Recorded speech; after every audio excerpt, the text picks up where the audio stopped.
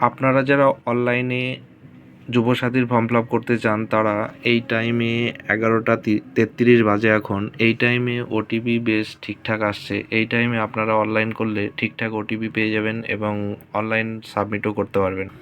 আপনারা এই টাইমে এসে অনলাইন ফর্ম ফিল আপটি করতে পারেন।